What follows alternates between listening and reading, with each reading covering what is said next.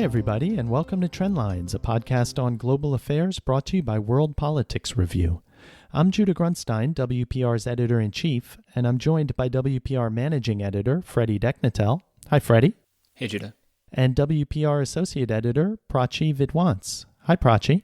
Hi, Judah. We'll be talking about the abrupt firing of the U.S. State Department's Inspector General by President Donald Trump last Friday, and a potentially game-changing proposal by France and Germany for the European Union to issue collective debt to finance post-COVID-19 economic recovery plans for its hardest-hit member states. Before we get started, just a quick reminder for everyone listening that the interview episode of the podcast went live Wednesday. Elliot spoke with Paul Offit about the race to develop a vaccine against the novel coronavirus and the challenges that must be overcome to test, produce, and fairly distribute it once one has been developed. Freddy, Prachi, last Friday, as we know, President Trump fired Steve Linick, the State Department's Inspector General, at the request of Secretary of State Mike Pompeo, which Trump made a point of emphasizing. Since then, there's been a series of news reports that have made it clear that Linick was wrapping up a number of investigations that were, at the very least, potentially compromising for Pompeo. It's hard to say which is most shocking about the Trump administration, its willingness to defy oversight or its ability to get away with it.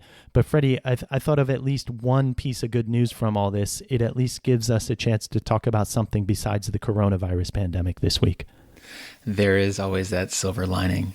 The press conference that Pompeo gave earlier this week, where he only answered, I think, one or two questions about all of this, he made it pretty clear really just how defiant he is. He openly acknowledged that he wished that he had pushed the Inspector General out a while ago, and responding to all the various reporting out there. He said something along the lines of, like, it amounts to someone is walking my dog to sell arms to my dry cleaner. So he was making a joke about the various allegations. And as one commentator pointed out, that was the language of impunity. I think it's pretty clear that Pompeo thinks he's going to get away with all of this. And if being part of the Trump administration is any indication, there's a good chance. I was going to say, he knows that his boss is hostile to oversight and is willing to stonewall any attempt for transparency or for oversight from Congress, for instance. It's also just the latest of the inspector generals that Trump has fired in the aftermath of the impeachment proceeding. So on that side of things, Pompeo has reason to feel relatively confident. I'd say the biggest threat to him is if it starts getting too ugly for Trump, if the allegations start sticking and Trump gets the idea that Pompeo made this request that Trump obviously didn't look more deeply into and just followed through to do Pompeo a favor, and it ends up backfiring against Trump, that might have a different impact for Pompeo's future. Just for everyone listening, the Inspector General in the State Department and other agencies is an independent watchdog within each agency, responsible for investigating and reporting any irregularities. Often that means inefficient spending or corruption or fraud, but also compliance with congressional mandates. And in this case, there seems to be a combination of both of those in terms of the legality of the Trump administration's weapon sales to the Saudis for the war in Yemen. Even after Congress had prohibited those, the administration claimed some sort of emergency loophole. And apparently Linick was investigating whether or not that justification was valid. And then, as you said, Freddie, too, there's this investigation reportedly of Pompeo's misuse of public funds by tasking a State Department employee and a political aide with personal chores like walking his dog and picking up his dry cleaning. There's also since then been reports of Pompeo using a Defense Department residential house renting it, but the rent has never been disclosed, and one would imagine it might be a sweetheart deal if they're reluctant to disclose that. And then also these publicly funded dinners that he's held at the State Department, where very few of the people who are invited have anything to do with foreign policy, but it would actually make a really solid fundraising network for a potential presidential bid in 2024, as some people have suggested. So, Prachi, one thing that occurs to me, and I wonder what you think, the optics of this kind of soft corruption, if these allegations are proved, on America's efforts to advance anti-corruption, particularly in the developing world, but elsewhere as well. The optics of this aren't very good and undermine those efforts. Definitely. Domestically, I think observers are kind of, although this news is very shocking, it kind of adds to kind of a general outrage fatigue about the State Department, which has seen a lot of purges of staff and a lot of senior administration officials being pushed out, to, foreign service signups dropping 50%. So it kind of seems like things are building, and it's just getting worse and worse as this administration goes on. I did see in CNN's coverage about this issue that they had a list of other administrators and cabinet secretaries who'd left positions because of ethical issues. So they mentioned Scott Pruitt, Tom Price, Ryan Zink, David Shulkin. And so I don't know, I'm kind of torn on how to read that. On the one hand, some of these ethical issues have apparently led to people resigning from posts. On the other hand, the fact that this is apparently so widespread is not exactly encouraging. And as you mentioned, as the U.S. is, to the extent that the U.S. is pushing anti-corruption efforts abroad, it definitely undermines those efforts and kind of adds to the sense that the U.S. no longer stands for democracy and transparency and accountability and all of these ideals that it's stood up for in the past. Some of those resignations that you mentioned took place in an earlier phase of the administration, when that the kind of public perception and the outcry still seem to have an effect. But Freddy, correct me if I'm wrong, it seems as if, especially after James Mattis left and the so-called adults in the room phase of the administration ended, that Trump has been more and more impervious to public opinion and backlash against this kind of thing, and that this idea of just stonewalling and saying there's nothing to see here and we're not going to release anything even if there is, seems to be the entrenched position of the administration at this point. Yeah, certainly. And definitely after Trump survived impeachment. I mean, that was how they approached impeachment all along, was that they were going to stonewall and not cooperate.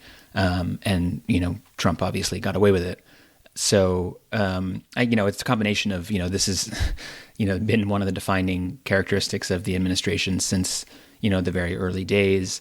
But also I think specific to Pompeo, I think certainly if, these charges of corruption and just general, abusing the power of his office, if they stick, they could make him look worse. And they, I think Trump will probably be sensitive also to if those bad headlines keep growing and if they make Trump look worse. But I also think that, just underscores already that, Pompeo has approached the job of Secretary of State really just as a domestic political position. I mean, everything he does, he's like pretty much the most loyal sort of advocate for Trump, in terms of, Trump will say one thing in the morning and something else in the afternoon, and Pompeo will go along all the time. He doesn't try to necessarily get out of Trump's way ever. He's almost always in lockstep, even though, Trump will change his mind multiple times in a day. And it's clear that he has sort of loyalty to Trump in mind. And most of what he's done as Secretary of State has been very clearly designed for a domestic and very conservative audience. And so I think Pompeo had already, in a lot of ways, lost the support and, the cooperation of other foreign diplomats. He was seen pretty widely as Trump's man in the State Department, who, had more interest in his own domestic political ambitions and also, basically just pleasing Trump than in being the Secretary of State, really. And so I think that it just sort of underscores how little, diplomacy is even at play here. I mean, obviously, if this, circumventing Congress and inventing this emergency order to expedite this arms sale to Saudi Arabia ends up being what it is alleged, there will obviously be elements of foreign policy that Pompeo has pursued, but even there hasn't been any justification really for why they were so eager to send these weapons to Saudi Arabia. I mean, certainly you could look at it as a backdrop of being, following along with, a very anti-Iran line, given the Saudi justification for fighting the Houthis in Yemen. But again, the administration never offered any serious explanation at the time for why these weapons had to go, and also why they had to circumvent Congress. From everything I've read about Pompeo, the only issue really in terms of foreign policy that he feels very strongly about is his hostility to Iran. So that might explain the weapon sales in terms of the Yemen war. One of the things that, something else to my mind that just sort of underscores what you said, Freddy, is Pompeo's whole approach and demeanor is very antithetical to diplomacy and to U.S. diplomacy. He's just very contemptuous of the press, for instance, and particularly toward women members of the press. And he makes it clear that he essentially sees American power as a cudgel to bully everyone that he deals with into unconditional surrender. And more recently, we've seen that hasn't necessarily been successful at the G7 meeting, for instance, when he tried to get the final declaration to talk about the coronavirus as the Wuhan virus, and it ended up that the other members refused to release the statement. But then more broadly, Prachi, as you said, there's been this damage to the State Department as an instrument of U.S. diplomacy, and it's hard to think of a department that suffered more during the Trump administration, beginning with Rex Tillerson. There was a lot of attrition of high-level diplomats, and again, a sort of contempt by Tillerson to the institution. Pompeo took the job and spoke about giving the State Department back its swagger.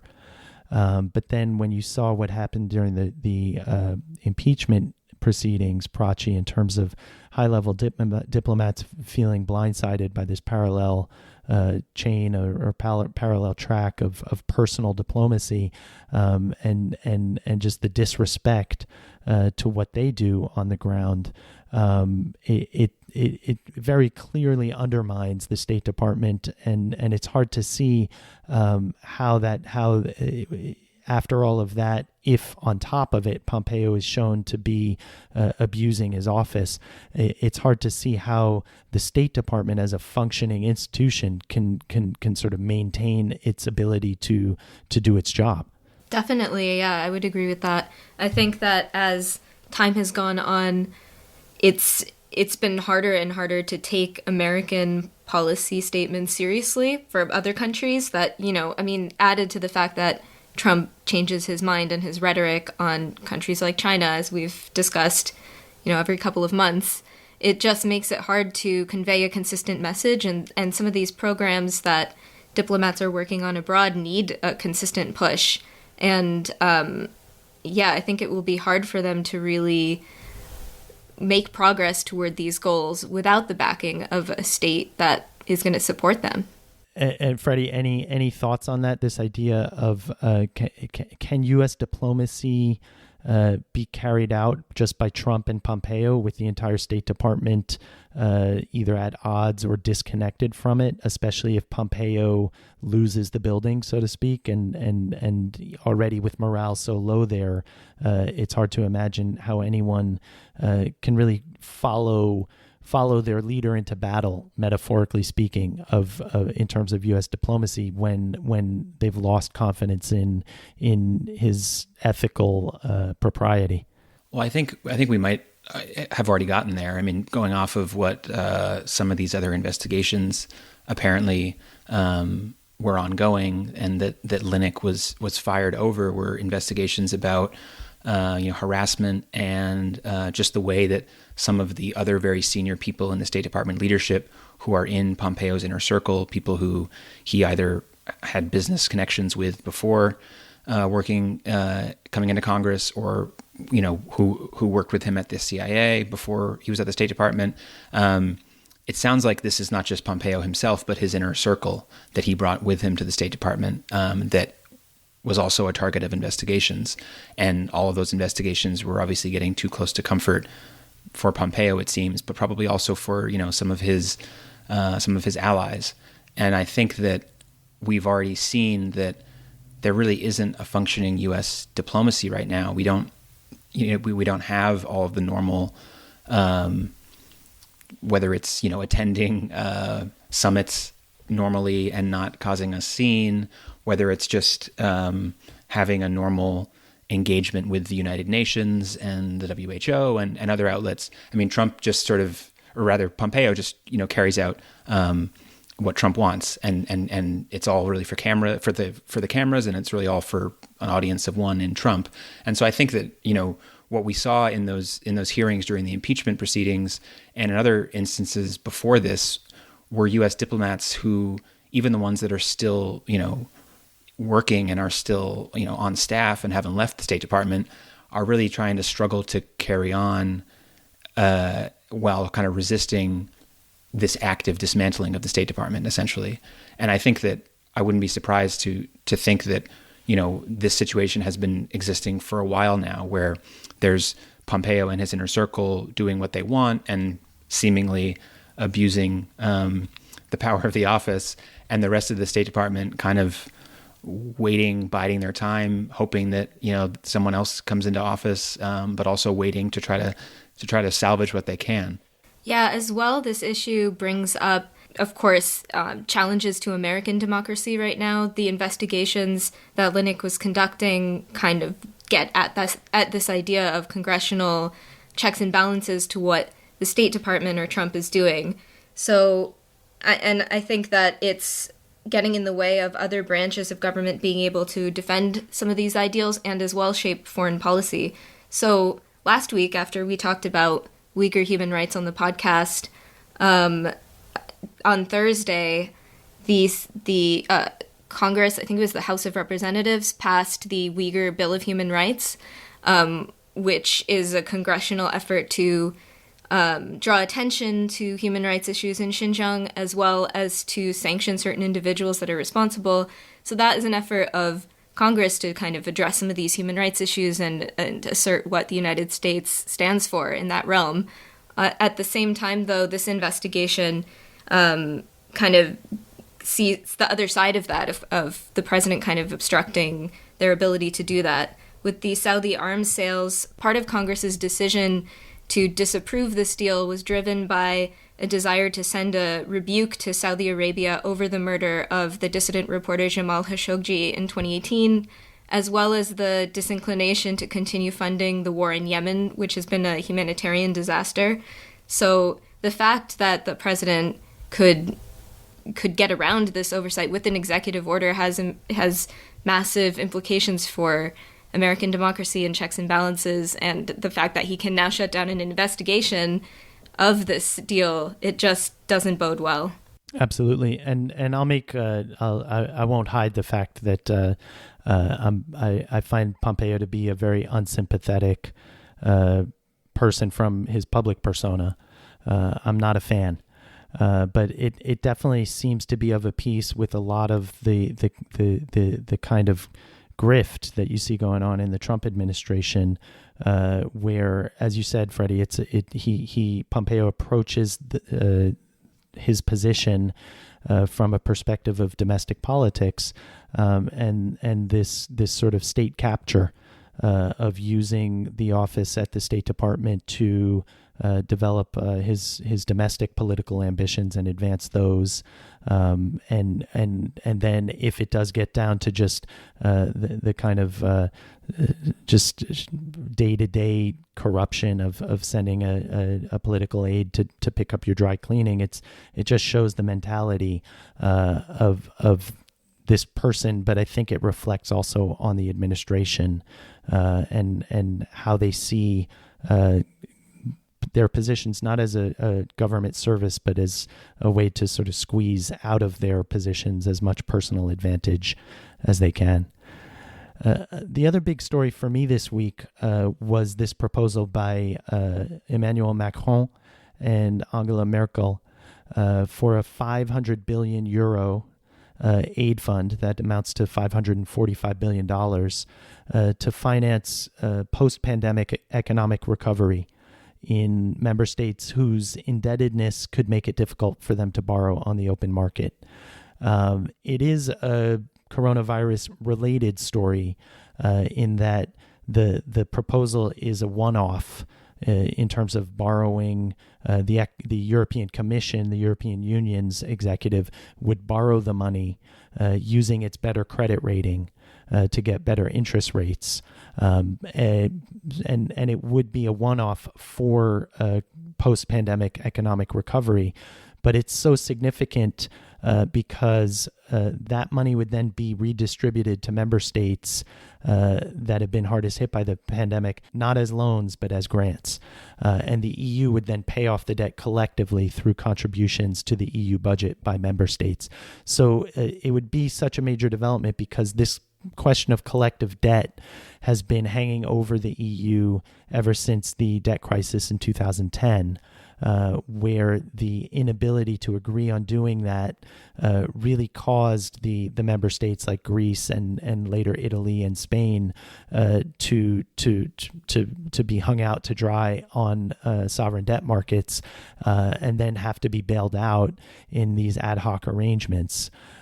So even though it's still a one-off proposal specifically to deal with the pandemic, and there's no guarantee that it will be approved because of opposition from the Netherlands and Austria, just the fact that Germany and the German chancellor would agree to this kind of thing, which France has been pushing for a while, represents a major development and a major shift in terms of where the lines are in Europe.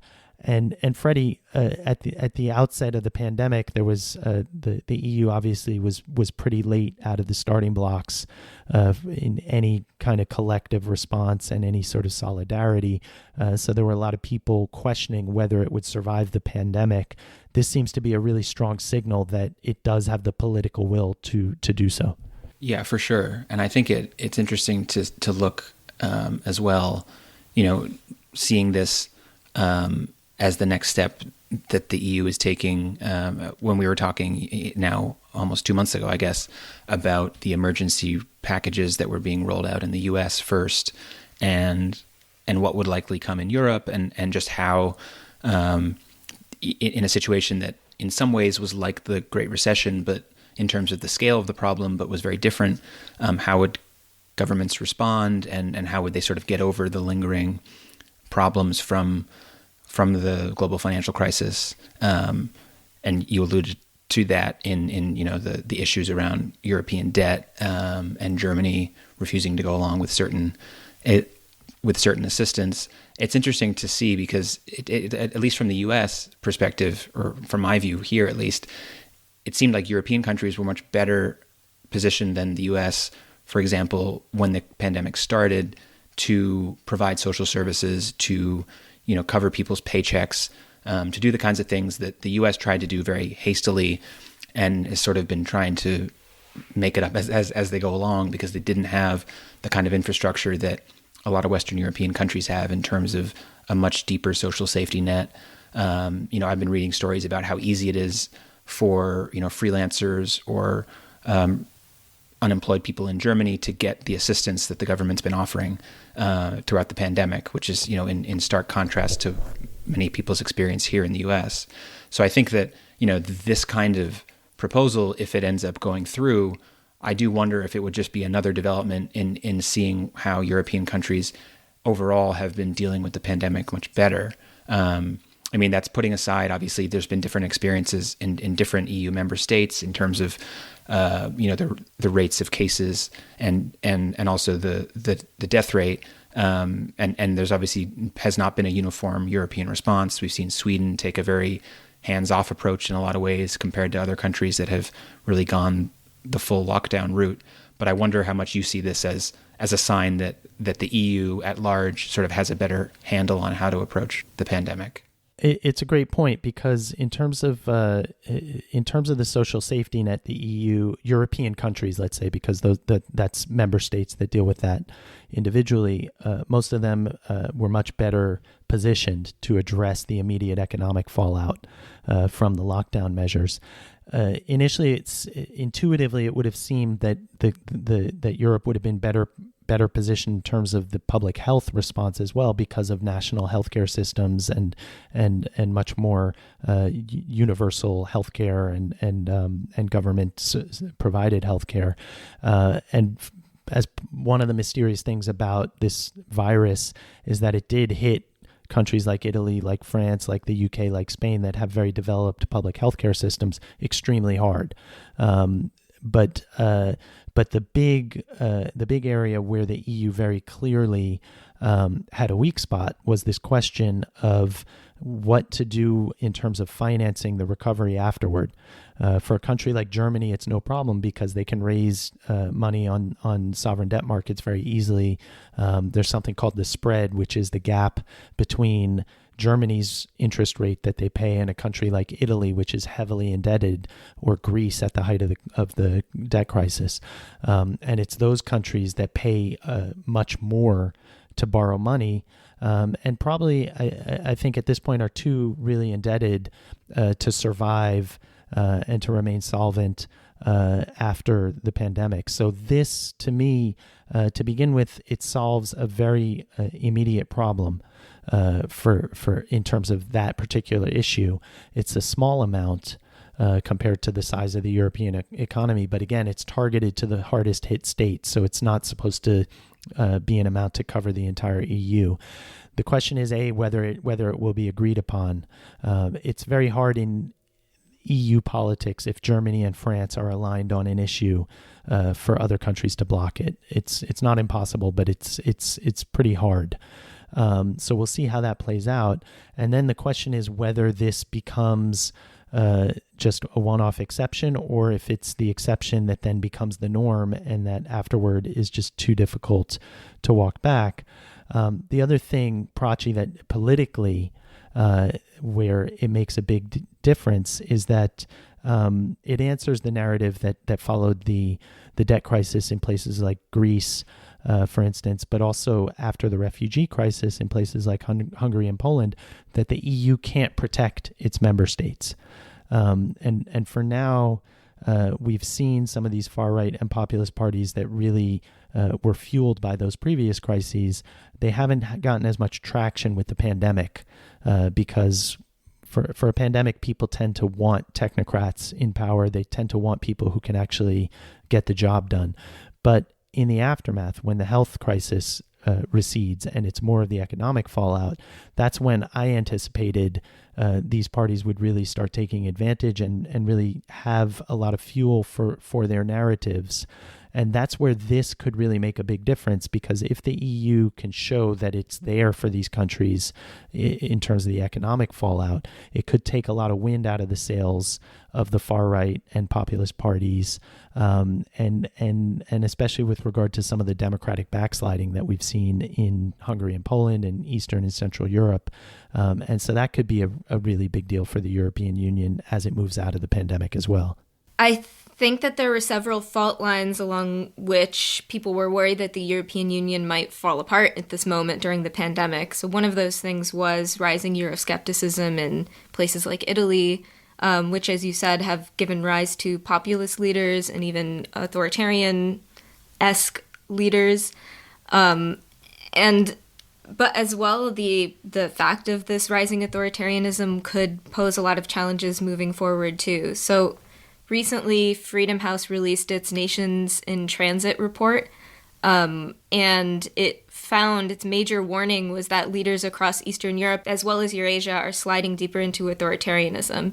And it noted that they're now, quote, openly attacking democratic institutions and attempting to do away with any remaining checks on their power by accelerating assaults on judicial independence, threats against civil society and the media, manipulation of electoral frameworks, and the hollowing out of parliaments. So it's taken years to degrade these democracies, and just as well, it'll take years to build them up again if, in fact, the tide turns in that direction. But more importantly, these are not just ideals. Like, yes, the European stands for democracy, and that's noble, but it also has a lot of implications for governance and for trust and accountability. So if a country has no checks and balances, and it has corrupted its judicial process, it's undermined elections, then that government isn't accountable to its people anymore. And that means its leaders have more room to get away with corruption, including misallocating funds, and they won't necessarily experience repercussions domestically. So I wonder, in this scenario where the EU is considering taking on collective debt, how trust will play into that. So will other European nations feel comfortable trusting some of these leaders to allocate resources effectively and enough to enter into such a big new project? It's a great point. I'd say it goes both ways, because the EU has been, I think, rightly faulted for really not responding firmly enough to the case of Hungary and Viktor Orban there, who is basically ruling under emergency powers right now without parliament, although they've now talked about removing the state of emergency, although they haven't given a fixed date, and Poland as well. Poland, they've been a little more responsive because of the mistakes of letting Orban get so far in Hungary.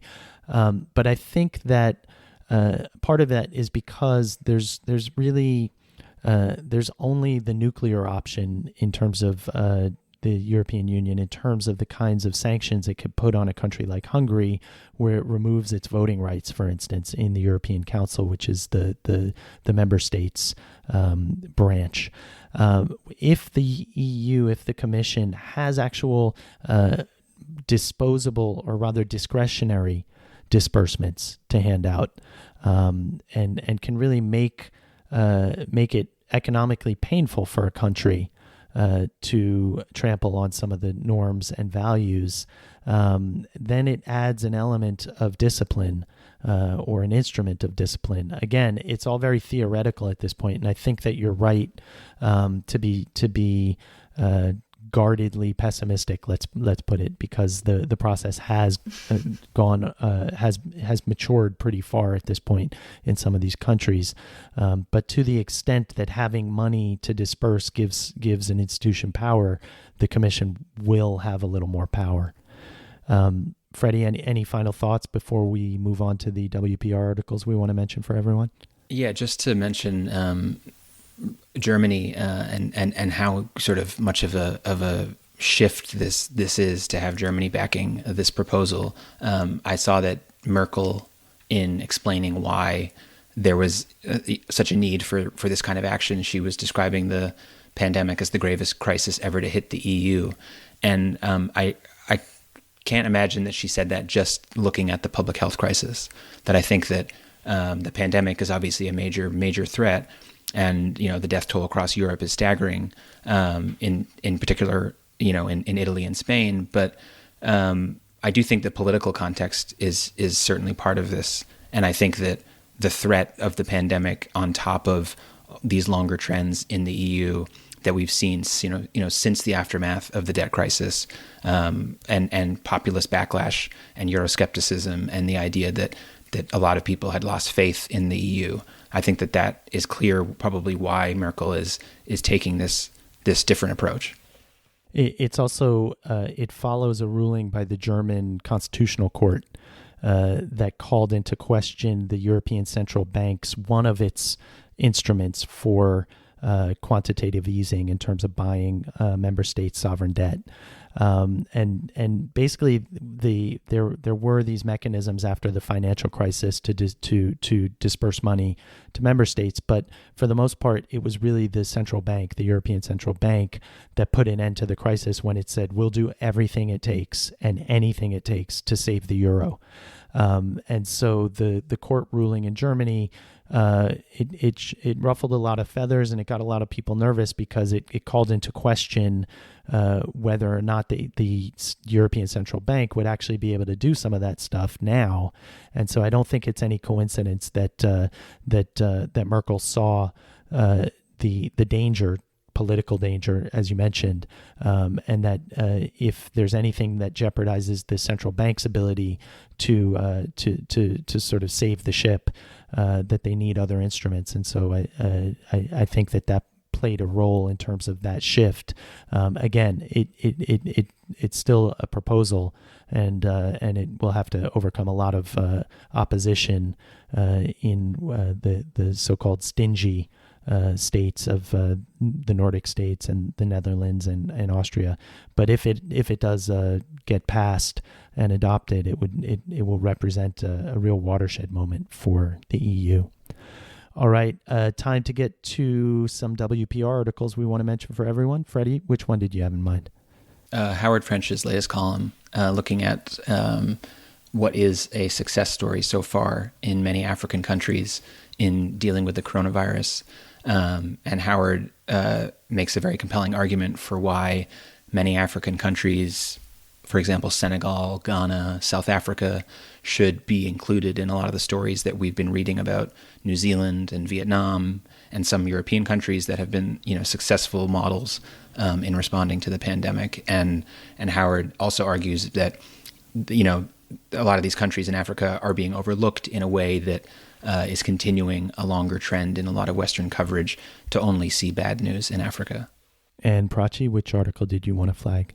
I wanted to mention Alessandro Lunuto's piece on how Italy's coronavirus response must address its long-standing north-south divide. So he explains that Italy's southern regions have gotten the short end of the stick when it comes to state investment and development, especially since the 2008 financial crisis, and that this is manifested in huge inequalities, including inequalities in healthcare standards and medical resources. And he says addressing the divides will become ever more important as the country attempts to restart its economy. As Alessandro writes, quote, "In the absence of a concerted effort to improve governance and social services, old forces like the mafia may try to fill the void from the pandemic." He continues, "National unity can't just be empty rhetoric rolled out in times of crisis. That would simply perpetuate the same fractures that have always divided Italy." And I'll highlight an email Q&A we did with Rosaline Howard on the coronavirus pandemic's impact on indigenous peoples in South America. As Rosaline explains, indigenous communities in the region have been historically marginalized socially, economically, and politically, resulting in conditions that make them particularly vulnerable to the pandemic. In addition, they often have poor access to healthcare facilities due to lack of infrastructure and their geographical isolation, while cultural and language barriers further complicate public health outreach efforts. In the absence of state support, some indigenous groups are organizing their own responses in collaboration with local officials, particularly to address issues like food security. Among the things national governments and public health officials can and should do to better respond to indigenous communities' needs, Rosaline says that training in intercultural awareness for government workers interacting with them is critical. All right, two things I want to mention before we get to the Who Said That segment. First, if you'd like to stay up to date on everything we cover at WPR, go ahead and sign up for our free daily newsletter at wpr.pub/trendlines. You'll get free access to selected WPR articles all week long, as well as a promotional code for a 25% discount on a WPR subscription. Again, the URL is wpr.pub/trendlines. And second, if you'd like to drop us a line with questions or comments, you can email us at podcast@worldpoliticsreview.com. All right, time for Who Said That? Freddy, why don't you kick things off? All right, this is not who said that directly, but who it is about. We can go back and say they missed this opportunity, that opportunity, and the other. But the whole package is that they are on their own. Their strongest allies don't care anymore. They've had enough of them. I just read this morning, I think, but I'm having a senior moment. Prachi, do you have any idea? Is it about Mahmoud Abbas, the leader of the Palestinian Authority? Exactly, yeah. This was a Israeli peace negotiator, talking about Abbas's decision to announce that the Palestinian Authority would be leaving all security cooperation agreements with Israel over the threat and what looks like more likely possibility that Israel is going to annex territory in the West Bank. Good call, Prachi. I remembered, but after you said Mahmoud Abbas's name. Yeah, I almost chose something from him, actually, but I kind of figured Freddy would do it, so it's a bit of a cheat. Okay, what do you got for us? Okay, here it is. Both sides have a duty to find a way to coexist over the long term and prevent the intensification of antagonism and differences. Oh, wow. That's a tough one. Could be a lot of places. I don't have any idea. Freddy? Yeah, I don't know. There's too many options come to mind. Yeah, fair enough. The find a way to coexist was the soundbite from this. It was Tsai Ing-wen, the president of Taiwan, when she was being inaugurated. And it's a response to Beijing's assertion that Taiwan's unification with the mainland was inevitable. Right. All right. Here's mine. It would be, it's a spokesperson. So the who said that is really who it's about. Here's the quote. He's open. He's even willing to go there, but obviously with this caveat, only if the sanitary conditions allow. I'm not sure. Freddy?